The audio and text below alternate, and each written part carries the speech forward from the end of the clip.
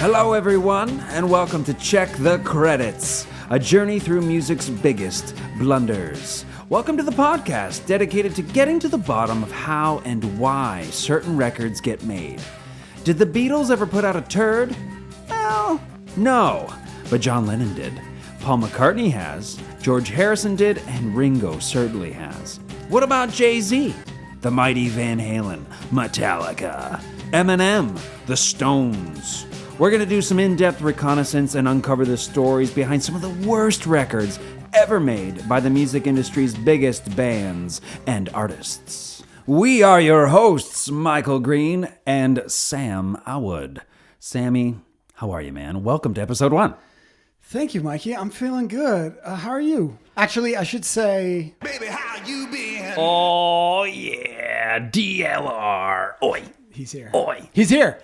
He is here. So, on that note, yes. Would you mind introducing to our audience what we do here and who we're doing it with? Okay, so who we are Check the Credits. We named ourselves after the Jay-Z line from the song Ride or Die from Blueprint Volume 2. And it's a line referencing the liner notes, the album sleeve, and the people who check to see exactly who did what on the album. As we're attempting to figure out just how these horrible records were made by our favorite bands, our intention is to get into the credits, figure out what happened, who produced it, who mixed it, was the engineer just too new, was the band, could they not stand each other? We're going to get into all of that stuff and anything and everything we can think of to answer the question of how did this awful album get made. So that's who we are. We're Check the Credits. Oh, it's also a dope song by Mobb Deep. But anyway, today we're going to take a band, a legendary band who's made countless hits, great body of work, but in there they made an album called Van Halen 3. Yeah, they did. And that's what we're talking about today. So I wanted to go over real quick. Yeah. Can you tell me about your personal history with this band? Maybe your earliest memories of the mighty Van Halen. Yeah, my earliest memory of Van Halen is this one year. I must have been around 15 years old or so. I was downtown in our city for some event, and I stopped in at this record store.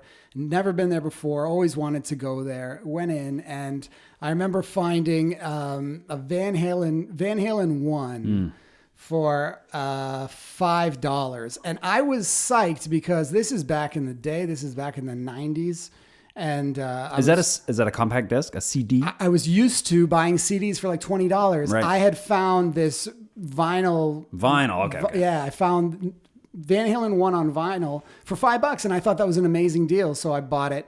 I took it home and I showed my dad, and I was like, "Look, I bought this whole album for $5." And he was like, "You bought that record for $5?" And I was like, yeah, isn't that great?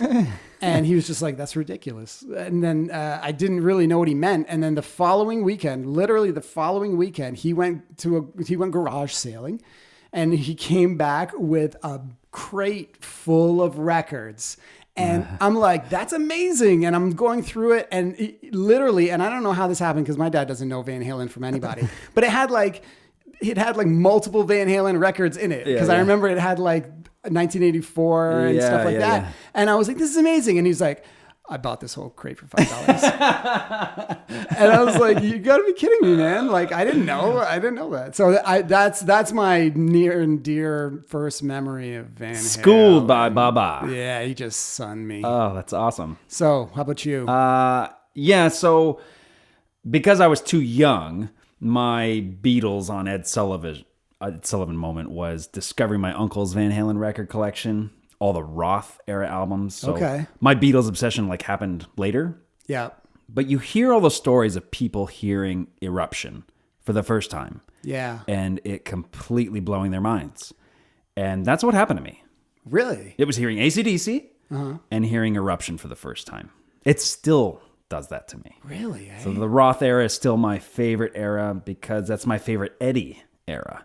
The tone, the ferocity, the innovation, the hunger never really was the same to me after that era. Right. So what you're saying is Van Halen, not Van Hagar. that's what you're saying? Joe Dirt. Joe Dirt. Joe Dirte. Yeah, I don't know. I'm going to say I like both eras. Some people say Van Halen or Van Hagar, like Spade does. But I do like both. Yeah. I do. Sammy's an amazing singer. So, Absolutely. But I think I still just lean towards the Roth era because probably that was my first exposure. My first love was that era. I figure. I don't know. I think we can say empirically that there's the quality of Van Halen. I don't know.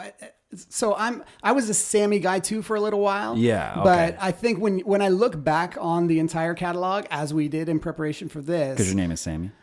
no, I'm actually going to go against my guy and say the David Lee Roth era. I think you would get most people saying so, agreeing with that. I think. Interesting. Okay. And I think just in terms of like that version of Van Halen, I just think it was the funnest and the best. Yeah. But- It's interesting. Like the Hagar era sold. I know. Like number ones I know. and sold and everything. So I don't know, man. Yeah. I don't know. It's always an interesting, I would say, maybe not as big, but you know how everybody's got the Beatles Stones thing. Okay. A lot of people do the Roth Hagar. Oh yeah, They really do. Yeah. No. They usually don't do Roth Hagar or Cherone. Well, so- let's find out why. Yeah. So the album we're doing is Van Halen 3. First time you're hearing this record? First time I'm hearing the entire record. I remember when it first came out, I was pretty psyched about it. Okay. I was excited about Van Halen. I had just bought the Greatest Hits that had some new songs on it. Yeah. Best of Volume 1? Best of Volume 1. Yeah. And I liked the new songs on them. And so I was psyched. And yeah, I heard about Gary Cherone, and then I thought, oh, that's cool. Yeah. So I was excited about it. I'd only heard one song off the album, though. I had heard Fire in the Hole. Okay. And I didn't like it. So I just didn't care about the rest of the album. I never really looked into How it. about before all that, though? Like, Yeah. you're a singer, a songwriter, a guitar player. Where's Eddie Van Halen as you're growing up? Is he an inspiration? Is he an, not an idol, maybe not the best word to use, but, you know, is Eddie Van Halen on your radar? He wasn't really He on wasn't. my top five. Yeah, he wouldn't have been, I don't think, because I was more of a classic rock kid. Okay. So, you know, Eric Clapton and Jimmy Page were it for me, and Hendrix. Yeah. But so yeah, Eddie, I loved what he did, and I thought it was impressive and cool and stuff like that. But I never really got into. Did you hear Eruption when you were a kid?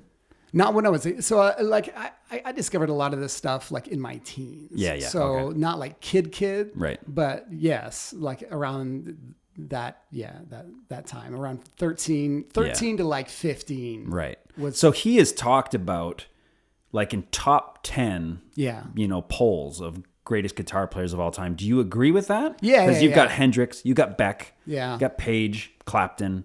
I definitely and put him Van top Halen's in 10. there. You But, would. I mean, You're a personal though. my personal, no. Yeah, maybe he should even be top 5. I don't know. Yeah, But, like okay. for me personally, he wasn't in my top 5, even though I loved it. I loved what he did. Stevie Ray Vaughan?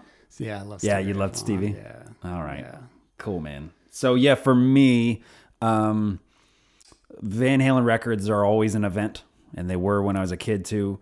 So I don't think I really heard too much. Like there was no YouTube or anything like that then, so I don't Yeah. remember really hearing too much buzz about Gary Cherone being the singer or anything. But I remember, you know, hearing "Without You," which was the first single on the radio, and I remember liking it and everything. And I bought the album. I did buy it. I did buy it back then in the late '90s, and I did not care for it. Yeah. And yeah, we'll get into it, but that. You know what? That hasn't You buy changed. a lot of albums. Yeah. Does it not? I still do. Yeah, you still do. Like, Yeah. bless you. You still do. Even still though do. you have Spotify, I do have Spotify. Yep. but you still buy the buy Yeah. the So album. what happens is like I'll still go and grab the record, and then it'll just like be on my shelf. I'll open it because I like to look at the artwork. I like the lyrics. I like the credits. I like checking the credits. but I usually don't listen to it because I'll just download it on Spotify and listen to it that way. Yeah. But yeah, that's amazing that you still do that. I still do that. Yeah. That's amazing to me. Yeah. But so when it's a stinker though, doesn't that just hurt that much more because you actually paid for Well, yeah. I mean, back then you didn't know. Yeah. There was no way to sort of pre-listen. I think I remember when I was living in London, they had an HMV there, and they started to introduce this sort of corner of the shop you could go to with headphones and everything, and you could try out the record. But before that, you were taking a risk. And I had everything from Van Halen. I loved them, and so I was buying. Yeah, a you Van were Halen never record. not Yeah, gonna I was. buy it. I was going to get a new Van Halen record, so I grabbed it, and it was really disappointing. But I've actually. So you said this is the first time you're hearing this record. Yes, I've actually tried several times. It's amazing to me that you'd go back. I do go back because I figured like maybe, I don't know, maybe it'll, I don't know. I don't know. We'll get into it because I mean, as we get into the record, I mean, a lot of people defend the album and stuff, and let's see how or why. But so how do you feel? Yes, sir. About checking the credits? Oh, so you want to check the credits? Yeah, all right. I pulled it out. I got Jay saying it for us. I called him. I was like, yo, we're starting this podcast. I just need you to say it one time. I'm surprised he responded. He usually doesn't. Yeah, he's a good dude. Oh, cool. So Van Halen 3. So the year is 1998. This is the band's 11th studio album. Wow. Their last one for 14 years. Wow. Yeah, like Chinese democracy up in this bish. Until 2012's reunion with Roth. That album is called A Different Kind of Truth. So it is produced by Mike Post and Eddie Van Halen. Who's Mike Post? Mike Post. Because we care about these things. Yes. And so we know the legendary producers, right? Who is this guy that's Never heard of making him. this Van Halen record? Right. How did he get on here? So Mike Post is known for Okay. TV theme music. Okay. For Law and Order, Wow. Law and Order SVU, I hope so. The A-Team, Really? NYPD Blue, Quantum Leap, Magnum PI. Yes. And he is known for producing Kenny Rogers' first 3 records, like back in the late 60s, early 70s. Those are all really legendary shows, though. They with legendary theme music. So yeah, that's what I mean. So give him that. Right? That's pretty cool. So all I could find was that Mike Post is a friend of Eddie Van Halen. He's a buddy. Okay. And Eddie is also listed as the engineer. Now, that's not a good thing. That's not a good look because this isn't a great sounding album. So mixing and mastering engineer, also listed as the Edward. I like that. It's not the same guy, guys. It's not the same guy. Edward. So we're gonna get into it, but it's clearly his show. Yep. So this is the only album to feature extreme vocalist Gary Cherone. Yes. So tell me real quick about Extreme. Yeah. Is Extreme something that was, I'm guessing not, but like was like kind of like Van Halen where you were like, No, not even. Okay. Because Van Halen, actually, I love Van Halen. Okay. So like, I love Van Halen. Okay. I have many of their vinyl records That you sample. as evidence of my love for them. Thanks, Baba. Yeah. But Extreme, I would have just known. Yeah. So that would have been it. And I think I knew Get the Funk Out. Okay. Just from like watching Much Music, like throwback So that's like kind of stuff. that's off of their second record. Okay. Pornograffiti. Okay. I know. Wow. But that's got all of them on it. That's got More Than Words. It's got Get the Funk Out. It's got a bunch of their biggest kind of songs on that record. I thought that was 90, 91. Yeah, so I didn't have cable at the time. Okay. And if it's not on the radio, then I'm not hearing it. Got you. Yeah. And in 90, 91, I'm probably not listening to a lot of rock radio either. So What are you listening to? I was a pop kid. Yeah. So I was listening to just pop music. Okay. Like that sort of early radio rap kind of stuff and stuff like that. Yeah, I know that they were looped in with the hair metal thing. Yeah. And I mean, if you look at the cover of their first record, I mean, it's the big hair and the ridiculous outfits and stuff. It's the era. I think 88, 89 was the first Extreme record. So, but I always thought sonically sounding and the way Nuno Bettencourt played wasn't the same as all the other sort of quote unquote virtuosos that were around in the 80s. Okay. there was a little bit more kind of funk and swing to that band than all the other sort of Poisons or Motley Crues or anything like that. So this is the last full-length album bassist Michael Anthony would record with the band. I didn't know that. Yeah, but he only plays bass on 3 songs on this record. Eddie plays bass on the remaining songs. Come on now. Come on. I know. So Anthony declares that Eddie dictated how to play bass. Oh, man. Which is odd when you've been the bass player for over 20 years. That's bad. This is not shaping up well for the Edward. Well, I mean, producer, mixer, engineer. I mean, on what's pretty much, universally known as their worst record ever, right? Yes. So that's not a good one. I think this is the good one to tackle for episode 1. Yeah. Michael Anthony has also said it seemed like Eddie was basically making a solo record. Yeah. We're going to get into that more as we go track by track. But and oddly missing is Michael Anthony's signature harmony vocals, which were Explain that to me. Okay, so his harmony vocals are such a big part, an integral part of the Van Halen sound. Okay. All those old, especially Roth era stuff, all those really high vocals that are on top of Roth squealing, that's Michael Anthony. I never knew that. Yeah. So he's an amazing, amazing vocalist. That's really cool. So you'll hear on this record that not only is he not really playing bass that much, but he's barely singing on it either. So, so Gary Cherone has since said he would have preferred to tour first. Yes. Before putting on a record. That's I heard a wise man once told me that. Yeah? Probably would have. So when we started discussing this album, we were just kind of going back and forth on it a little bit because we didn't want to get too far into it. And you had mentioned that you thought it probably would have made a lot more sense for them. I did then. I did. Like in the 90s too, I though. see what you mean. Yeah. I remember. Wow, that's pretty astute thought to have, I think. I wouldn't have thought that, I don't think, when I was a teenager. You know what you need to do, guys? You need to tour So first. this is what was happening. There was a local radio station in Detroit. I forget the numbers, 98 point whatever.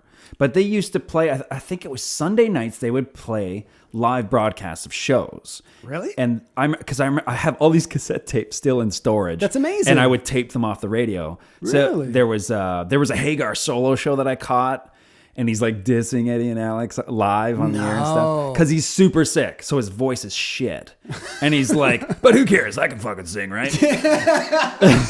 And he's like, just picture Eddie and Alex at home going, look at this idiot. But I have that one. I had a Green Day show. And I had a Van Halen Cherone era show. Come on. So I remember thinking then, the album had already come out. I'd heard the album, was disappointed in the record. Yeah. But live, they were pulling out these classic Roth era tracks. That's cool. They were doing Mean Street, Unchained, Somebody Get Me a Doctor, all these great Roth era tracks. And he sang them well.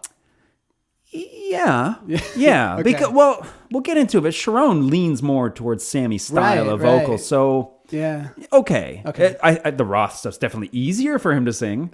He definitely struggled with stuff like Right Now and some of those songs because Sammy's obviously like a singer, right? So a lot of range. Those are big songs to sing. I would put taking over for like a Sammy era Van Halen is like taking over for Journey or a Foreigner or something. Like those are big songs. Yeah, I guess you're right. He sang his ass off on those records. Yeah. So.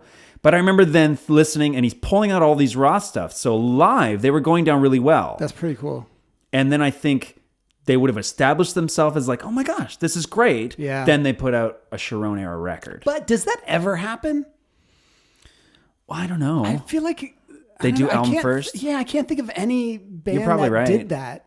No, yeah. Where they didn't want to have material for the new guy. Wouldn't Journey have done it? They got that Filipino guy. They would have done live shows before they put out a record with him, wouldn't they? Maybe. Yeah, you're right. No, I don't know. So I have some quotes here from Cherone as recent as 2014. Wow. So he's still being asked about it. So after the tepid response to their first album together, the 3 lineup of Van Halen began to work on a second record. Wow. Yeah, so there were a lot of demos, Cherone said in 2014. We worked with a couple different producers, including Patrick Leonard. Who's that? All different degrees of production. So Patrick Leonard is known predominantly for Madonna. He's done a ton of stuff with Madonna, but Pink Floyd and solo Roger Waters. Oh, wow. Leonard Cohen. Oh, wow. Bryan Adams, Jeff Beck, Peter Cetera, Robbie Robertson. How do I not know this guy's name? Yeah. Patrick Leonard. So he's a name for sure. Okay. So he was working with the Van Halen 3 lineup, the Cherone lineup, in different degrees of production. So most of them were a riff, a rough drum track, a vocal that I put on it. I might have thrown a harmony on it. A couple of songs were fully developed. Wow. And were the best things that we did. Oh, man. I look back on some of those demos and I go, you know what? This should have been the first record. That's got to be tough. Yeah. It actually makes my point that after being on tour with these guys and being comfortable, we were doing some demos and it was becoming a little bit more natural with them. That makes sense. So Sammy has also commented on Eddie as a songwriter, saying he doesn't write songs. He has riffs and pieces. Okay. So it takes someone else to organize the ideas and arrange them, kind of turn them into songs. Yeah. So that makes a lot of sense. it makes a lot of sense when you're listening. Because if you're the new this guy, record. you're probably deferring a lot to Eddie and the guys. Yeah. And it's the 11th album. I mean, this is a brand. Van Halen's a brand. Yeah. So you're not going to come in as a new singer, new kid on the block, and tell them what's what. Tell them what to do. No, for sure. Okay. So the album cover is a stock footage photo of Frank Cannonball Richards, a vaudeville and sideshow performer known for his act of getting shot in the gut with a cannonball. Ow. So that's actually spoofed. Do you remember, you watched The Simpsons? Yeah, of growing course. up? Okay. Do you remember the Smashing Pumpkins episode? I do. Okay. It's a great episode. So you remember when Homer is getting shot in the stomach. So that's sort of a spoof on the Frank Cannonball Richards. I also watched some footage on YouTube of him, of famous boxers from the day, like guys like Dempsey and all these guys would come up to him and like just punch him as hard as they could in the stomach, and he'd just sit there and take it.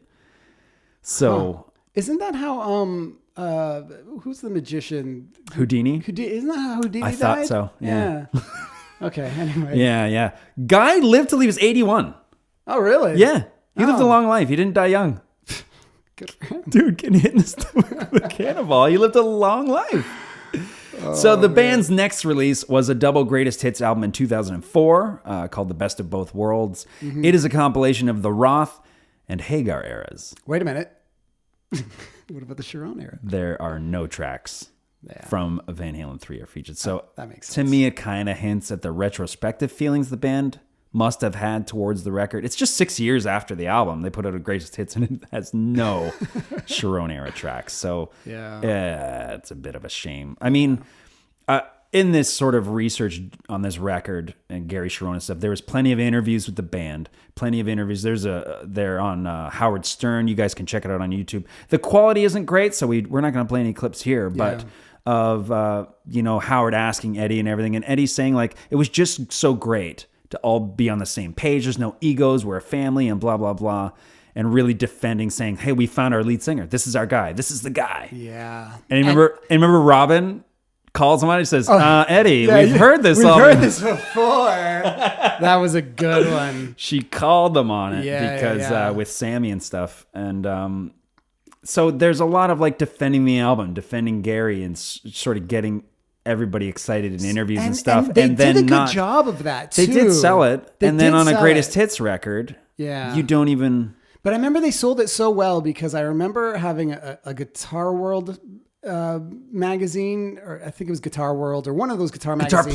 Guitar Player. It was Cherone and Eddie on the cover? And Eddie I had that issue. Yeah, and I remember reading this interview and being like, this sounds awesome. Like, they talk about, how they're a family now, and how they're seeing things on the same kind of level, right. and the songwriting's never been more like personal and soulful, and I was getting psyched for this thing. Yeah, and I mean, Eddie commenting on the songwriting process being so new and fresh to him is Gary giving him lyrics or poetry or whatever, and him being inspired to write music around that. Yeah. Which is usually not how the process sort of goes. Right. Usually the singer hears a piece of music and then starts sort of putting melody and lyrics to it. But this was the other way around. Yeah. Which is cool. It's cool. I mean, it would have been cooler if it worked. But I mean, it's not a bad idea. Yeah. So there are 12 tracks on the record, And it clocks in at over an hour. Oh man, that was the thing. They were so long, like every song, man. So compared to the band's previous album, and last with Hagar, Balance, it also featured 12 tracks, but was over 12 minutes shorter. Wow. So 12 minutes, it's a long time. If you're talking 3.5 minute songs, there's 3-4 songs worth of material that was too long. So all songs are credited to Eddie, Alex, Michael Anthony, and Gary Cherone. Which is cool.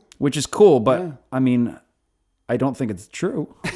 No, if you're the bass player, you're not even allowed to play the bass on it. Yeah. So at least Michael Anthony would have got some money. That's actually pretty cool when you think about it, because although the album is like the only one that didn't sell. Yeah, but they didn't know that. Yeah. So it's a shame that that's the album Michael Anthony went out on. It is, but I guess it's not crazy to think that experience, he was just like, okay, done. Yeah. Right? He didn't stick around for the paycheck. Right. Which is, honorable. They did reunite for when 2004, when that Greatest Hits came out, they did do a tour with Sammy. Okay. Michael Anthony and Sammy. Oh, okay. So, yeah. That's cool. Yeah. How you feeling, man? I'm feeling good. Do you feel like doing a track-by-track review? Oh, I do. Are you ready to tackle this, Bish? I am. All right, man. So the first thing up is a song called New World. Hey there. If you want to listen to this clip, you're going to have to go download the album. If you dare. It's pretty shitty. Hence the purpose of this podcast. Anyway, back to the show. Wow. So it's definitely interesting to start your album off with your new singer. What's the first Sammy album? 5150. 5150 literally starts with "Hello, baby." Yeah. Like it's kind of corny, but at the same time, it's like, hey, I'm a new guy. Like I'm here. I love that. Yeah, and it's very cool. I think Sammy's just a cool guy anyway. Yeah. I just think we'll get into that. Yeah, but I mean, I love that introduction of him. Like, boom, new era. Not this little acoustic piano thing, and you don't even have the band on it. Like it's Mike Post. It's Mike. What? I actually have a whole theory about that. Okay. That I'm gonna lay on you at the end of this. I need to hear it. So okay. What do you think of New World? It's a fine little piece. Yeah. It doesn't make sense. I 1,000% agree with you that you are putting out a new Van Halen record, which is an event anyway. Yeah. This is your new singer, third singer, and you open it with that. Yeah. Yeah, I don't get it at all. So, yep. I also did some legwork. I did some research on YouTube. I went on YouTube to find comments for each individual track. That's a great idea. Some of these are batshit crazy. Okay, so for this first one. Was it hard to find comments for this album? No! Come on. I know. Who cares about this album? Like, who is listening to this album on YouTube? Check this out. All right.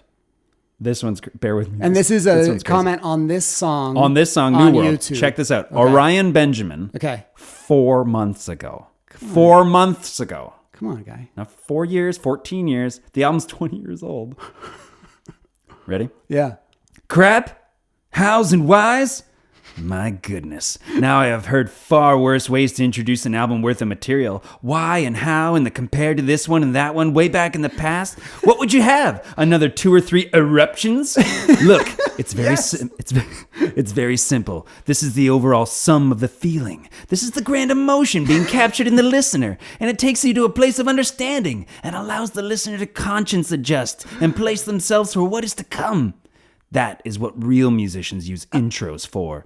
Sometimes it can be the most strangest of things that open up an album. Sometimes there is thought going into the intros. Other times, not so much. But when someone like EVH does a body of work and it's used as an intro to the batch of music, it has its place and reason behind it. I've already explained that part above, so if you... So if you want Eruption, Spanish Fly, Little Good... See above. Wow. Little Guitars Over Again, why not just play those songs? This is not in the same reflection as those instrumentals. This is more like an opus. It's the mood setter, the dimming of the lights. It's fucking art, for Pete Steele's sake. Get your head out of your diaper and try to relate rather than compare you're missing the truth in everything, including life, as well as this album's body of work. What? What just happened? Dude, Orion Benjamin. Orion. I'm going to strike everything I said 5 minutes ago because Orion just convinced me I was completely wrong for everything I said about this track. 4 months ago. I'm so sorry. That's how you should start every album. What do you think's happening? What does the room look like? Does he have a desk? Is he doing it on his phone? Is he sitting with his laptop? Is he in his mom's basement? Yeah. Is he in his dad's basement? What? His laptop is on a pile of cats. Alive cats? Who knows? You decide. It doesn't matter. Wow. You ready for some more? There's more. Yeah, I got a couple more. So Dom Dome. 1 month ago. Oh, no. 1 month ago. I think VH3, it's a really good VH album, better than any VH album with Sammy. But Sammy first took away David Lee Roth, which is a bad thing for VH. Then Gary took away Sammy, which was better for VH than Sammy. Then David Lee Roth came back with which was best for VH once again, but then sadly took away Michael Anthony and ruined VH's final chance to reform the original band. Shame on you, Sammy, for ruining VH now for the second time. Although VH3 is a damn good hard rock and metal VH album, better than those with Sammy, and how I hate those slow love all about Sammy pop VH songs on those albums.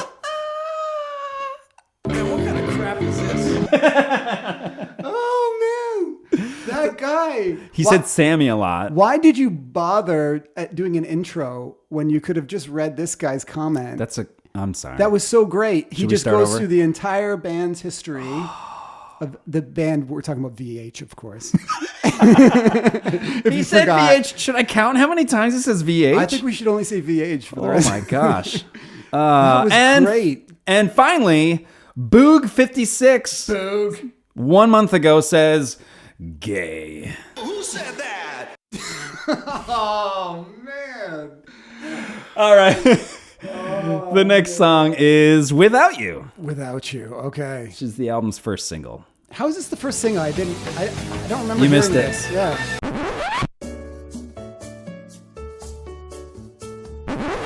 It's the album's only significant hit. It reached number 1 on Billboard's mainstream rock tracks chart and stayed there for 6 weeks. 6 weeks. This song is 6 minutes Wasn't and 30 seconds long. Was there nothing else happening this year in rock music? Well, Van Halen, it's a big deal. And this was the first song. I'm sure there was a I radio guess, and edit, it wasn't a bad tune. Like my beef with it was the same thing as the intro. It sounds like a Van Halen song. Right. I know that's not crazy for it. Sounds No, like a no, Van Halen but you're song, right. But This is- right. It sounds like a Van Hagar Yeah. song and Leftover. So the biggest thing for me, actually, having not heard this at the time, was how much he sounded like Sammy, and Okay. and so I didn't realize that Yeah. there was that kind of character to his vocal when he really pushes like Sammy or whatever. Yeah. And now I know like everybody online was saying the same thing, and then so everybody's saying like, oh, he sounds like Sammy, and then it's split between people saying that and other people just like clowning them for saying the same thing, For pointing it out. But Yeah. it was new to me. Like I Well, didn't realize. And I don't think that that's that evident on extreme songs. Yeah. But this album is a lot of just painful sort of screaming from Okay. Cherone. That's my take. So, Right. But you liked this song at the time. yeah. This was the first song that came out, and that was enough. Like I went out and got the record. Okay. You know, and it's the intro with the instrumental. It's fine. It's a pretty nice little theme thing, and then Yeah. Without You is a good song. So I was like, okay, here we go. Yeah. it's all right. Okay. Fair enough. It has a great chorus reminiscent of the Hagar era. Let's see my notes. It's just way too long. Live, they would end the song with an excerpt from the Beatles, We Can Work It Out. That's cool. Yeah, so they would do like the 3-part harmony, the life is very short and there's no time.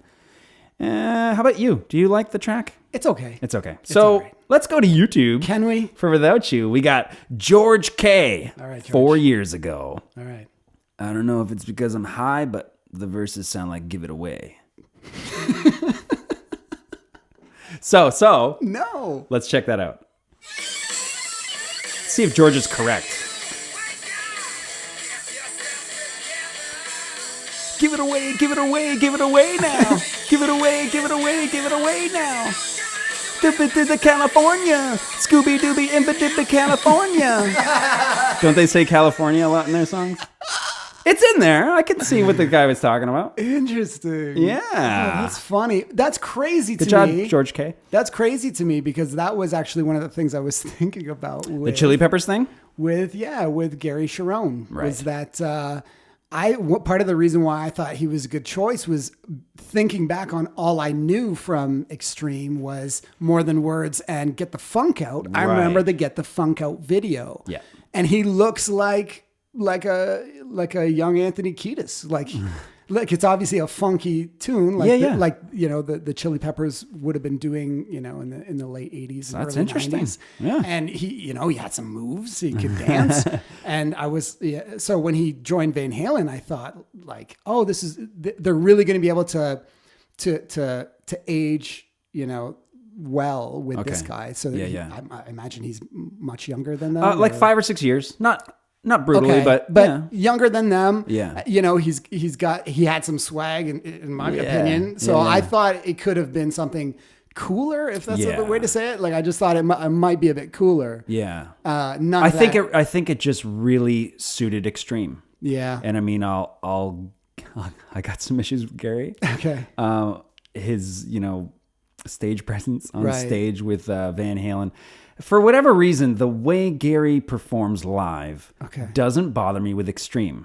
I've seen plenty of YouTube footage of him with Extreme, and it's I don't know why, but it suits it. Does it's it just feel like just because cool. it's his band, he's allowed to? Maybe. Yeah. But I mean, I remember. Oh gosh, have you ever seen the Freddie Mercury tribute concert? I think I've only seen the Metallica bits from the Metallica documentary. Yeah. So whoever was big at the time, the Yeah. Guns N' Roses were there, Metallica was there, and Extreme were there. Okay. And so they do like a Queen medley and everything like that. But at the end of the night, after all the bands have sort of done their showcase during the day, at the end of the night, the live band on stage is the remaining members of Queen. Yeah. So Brian May, Roger Taylor, and John Deacon. And actually, Tony Iommi plays rhythm guitar for a lot of it too. That's sweet. But so throughout the night, so they'll play a Queen song and have guest vocalists come on and do their tribute to Freddie. Mm-hmm. So they got, Robert Plant going on and doing Crazy Little Thing Called Love. Roger Daltrey doing I Want It All. I want to see that. Yeah, all I've seen is the clip of James doing Stone Cold Crazy, which I thought was awesome. Which is amazing. Yeah. So these are all cool. Okay. So Gary Cherone goes up. Okay. And he does a song called Hammer to Fall, which is a fine Queen song. Okay. This guy, the way he dances and the way... Oh my gosh! But it's Mikey. It's so uncomfortable. This is Van Halen, though. Like I know. We've had like assless chaps. I know. And stuff like and like that shouldn't be crazy. Okay. That's all I'm saying. Like, so maybe if Cherone had replaced Roth back in like 84, 85, it wouldn't have been as much of a stress. Okay. But you've got like 14 years of Sammy Hagar, who's so cool, not flamboyant, not super uncomfortable to watch on stage. Uncomfortable. Okay.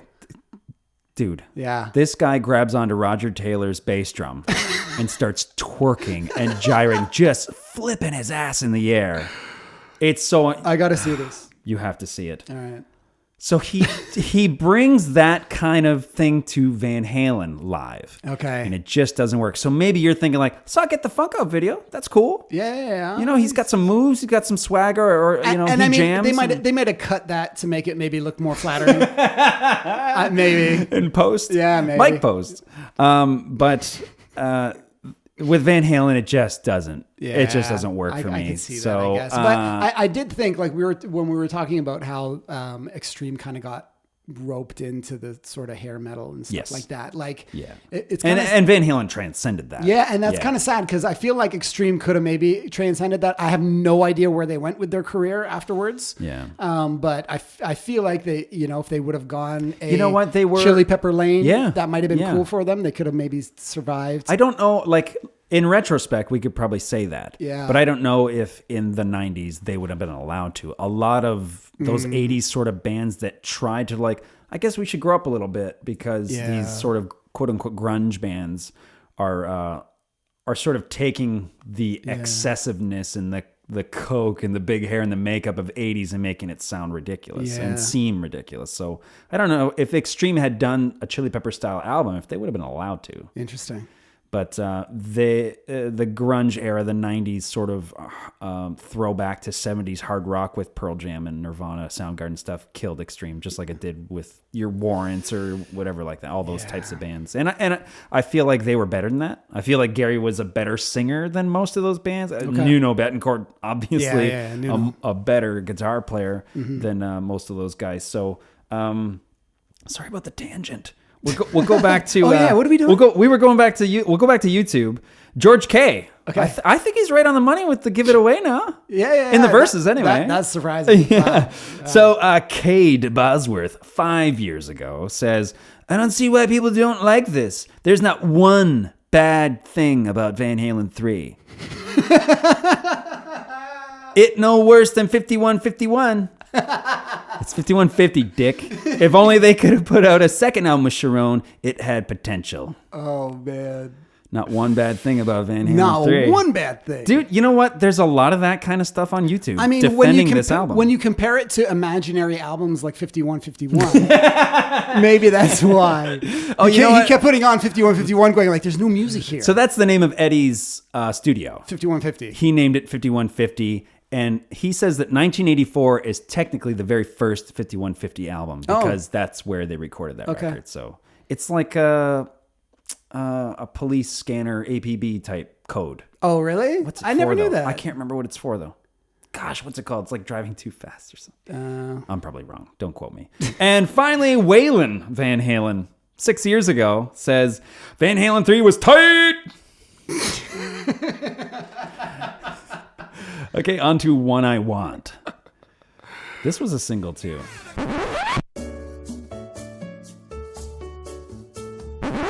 So it sounds like maybe Michael Anthony's there. Yeah, with the harmonies there, maybe. That bit sounded pretty Van Halen-y. Yeah. I hated this song so much. Elaborate.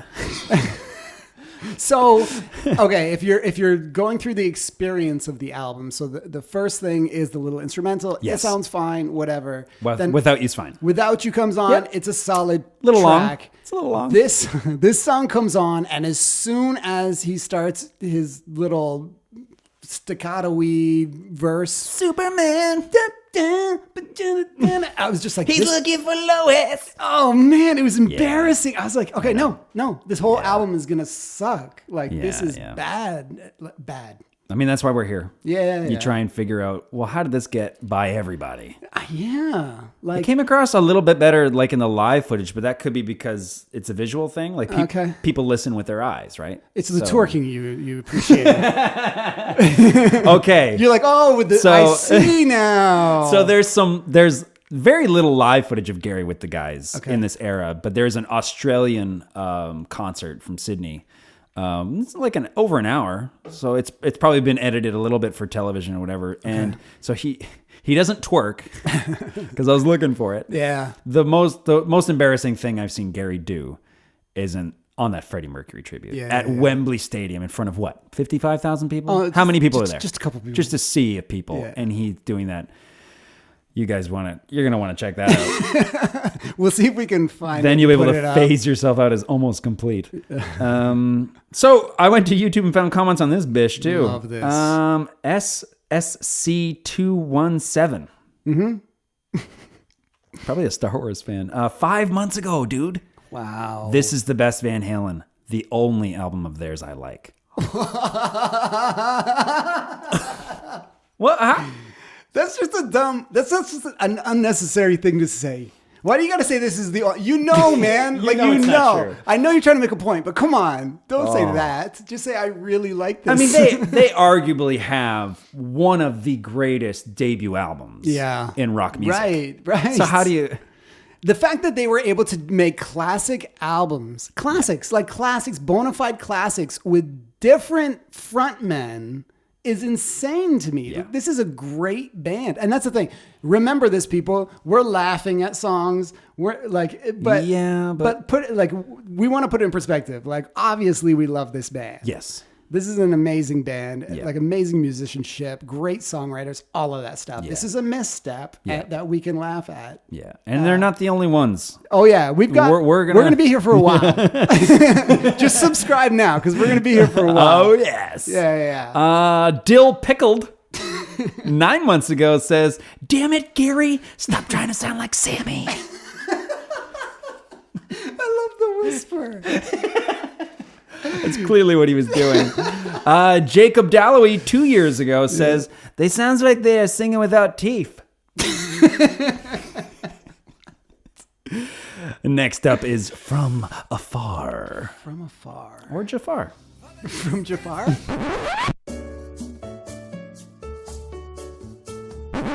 It's a very moody track. I was able to tolerate it. Oh, I got through this song going, oh, that's funny because in my notes I have probably their best execution of taking known Van Halen. I actually wrote VH. yes, you did. Known VH tropes and mixing them with something different. Calling them VH is a trope. I think it's a good vocal performance by Gary, but the lyrics are brutal. Yeah, very and forgettable. and some of that production, that little chop, that was embarrassing, dude. Like that was bad. Yeah, it was bad. Sounded musically like a possible leftover from Balance. Oh, okay. Like riff wise and stuff. Yeah. I remember some of the guitar work sounding like maybe something off of Balance. Mm-hmm. Anything left there? All right. So Cabo Wabo 9 months ago says total garbage. Of course they would say that. So this guy pops up on every YouTube comment section for this album. He called himself Cabo Wabo. Like, Just a troll. it's sad. But always like a super negative thing to say. Type? Say. Type? Anyway, Troubling Mink 59 5 years ago says, "Dude, thanks for the compliment. I get it. I look amazing, but I do not swing that way." What? And Tonto Epstein 1 year ago says, the song sounds like they had a lot of interesting ideas and had absolutely no idea what to do with any of them. Thanks, Tonto. Oh, Dirty Water Dog. Oh man. You're pumped about this one, I can tell. Oh man.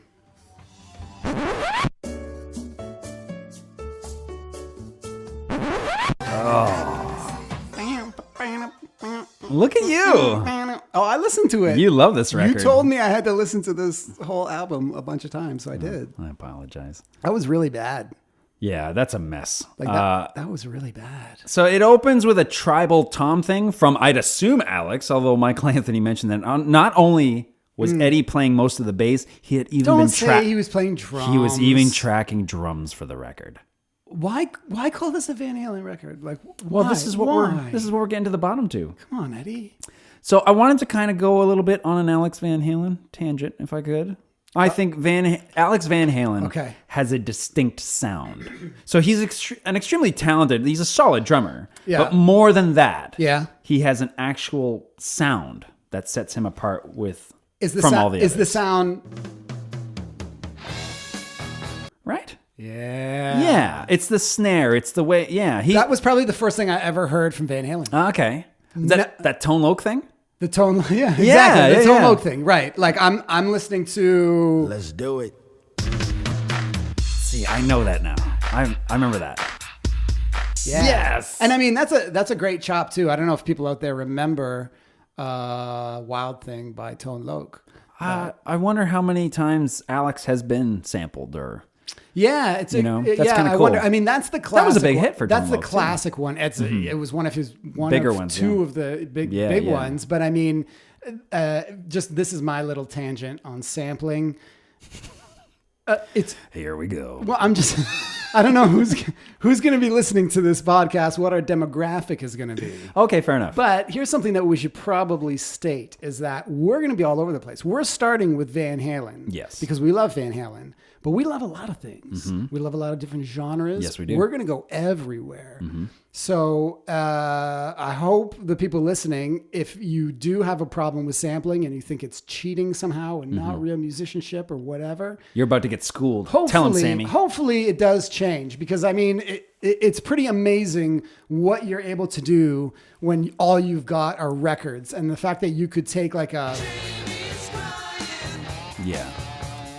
and have young and thinking like, oh, that's lame. It's not easy to do. It's really yeah. not. And then to write an entire hit on top of that, Sure. it's not easy. But anyway, point is, I agree with you about Alex.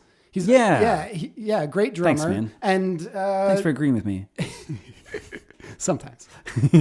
I think he's crazy underused on this record. Yeah. He does nothing really that stands out. And if it's true that Eddie did a lot of percussion or drumming on there, then that kind of makes sense. That's ridiculous. I did not care for Dirty Water Dog. I think it's a horrible song. And so what I really didn't like about it, and this is the point in the album where it seems like they're trying to get a bit experimental. And that's so dangerous. It's because you either go all the way or it's not at all. So it's dangerous if like being experimental and arty and stuff like that isn't in your DNA as a band. That it gets kind of what you end up having are a lot of experimental tropes coming out. So syncopated beats, arrhythmic kind of stuff.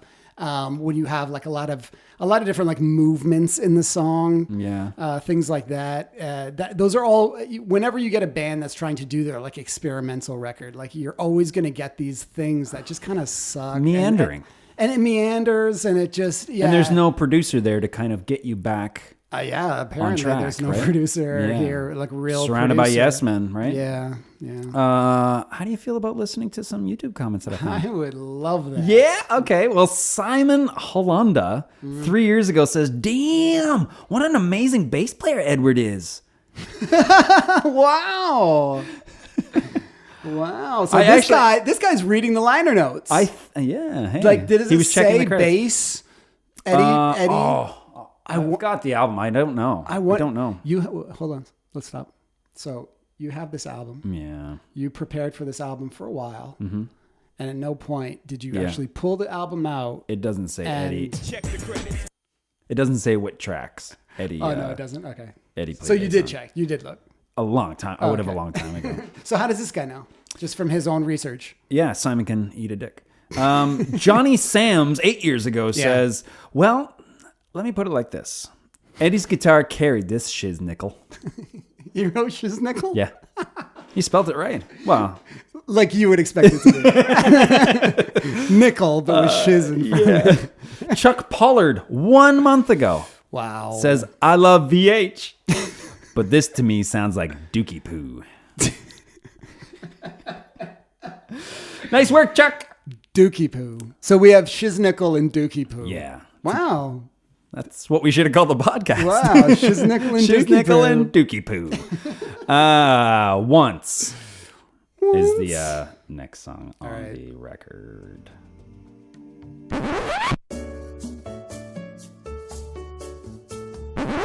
Poor Gary. I feel bad for him, man.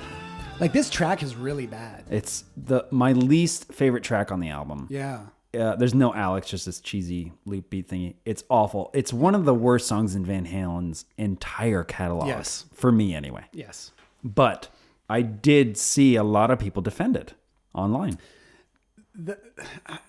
So I love hardcore fans. I love diehard fans. Yeah. Oh, for sure. Who are gonna try, but I don't know, guys. Like, does this not seem like empirically bad? Like, yeah, it's a bad song. Like, there's nothing redeemable about it. No. What the thing that I hate? So, like, obviously, I don't like the vocal. I don't like the melody and stuff like that. But the backing track, Really? You didn't make that clear. is so bad. Yes. And it's especially bad because Eddie's not new to electronic music. Yeah.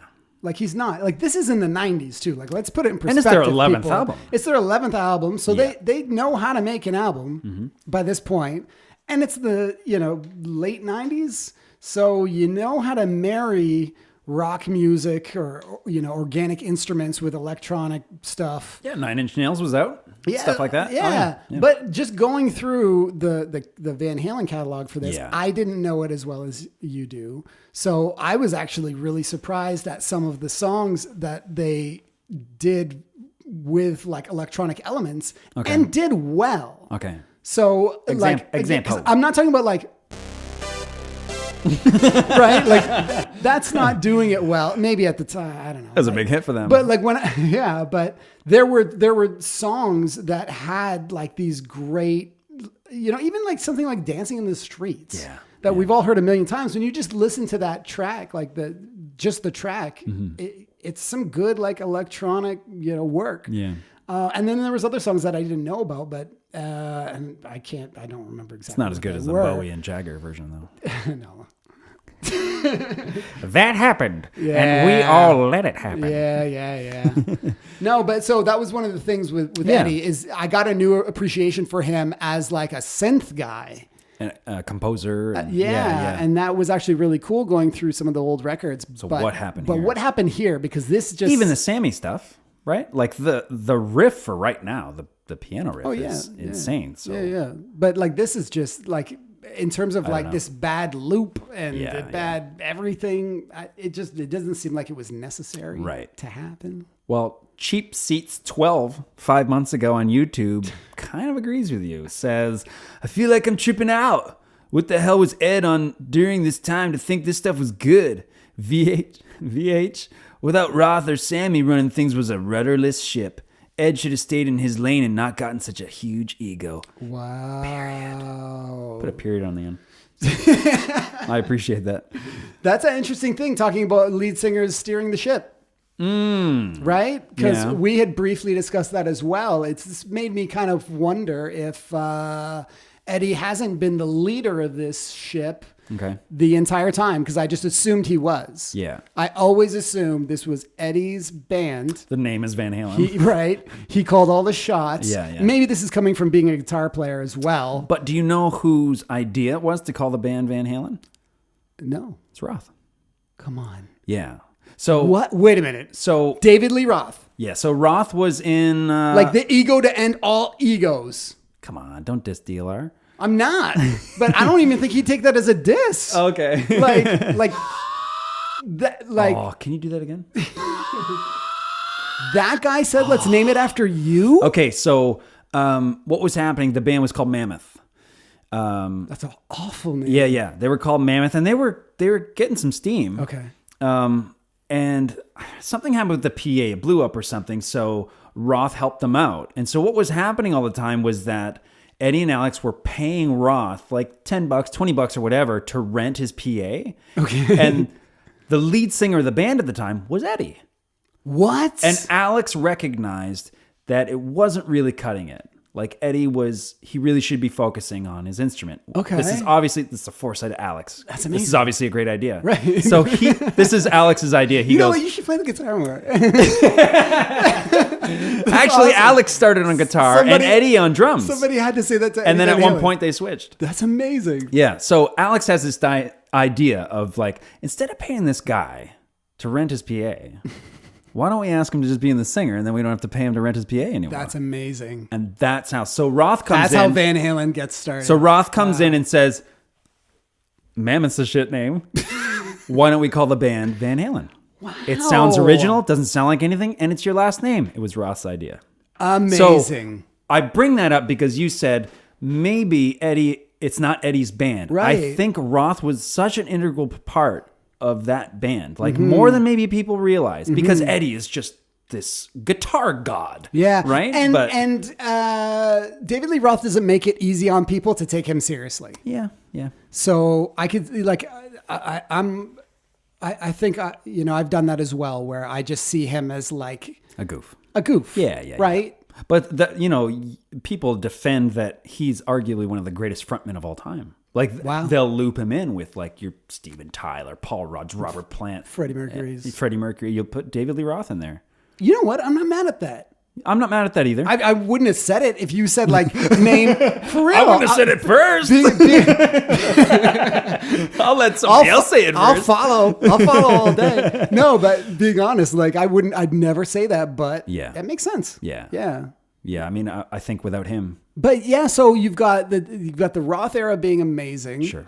And again, we were saying like how it's not easy to go to a new singer. Yes. But that went over so well too. And maybe that's why I was thinking that it's more of Eddie and Alex's show. But you also, because of that, yeah, right? You also mentioned in a conversation before that like Sammy was sort of an established brand as well. Yeah. He wasn't an unknown. Not that Cherone was an unknown, but he wasn't a big star. Sammy had some hits. Yeah. And Eddie, I think, actually plays bass on Sammy's solo record before Really? 5150. Yeah, I so didn't know that. Yeah, so there's a relationship there that's before. cool. Yeah.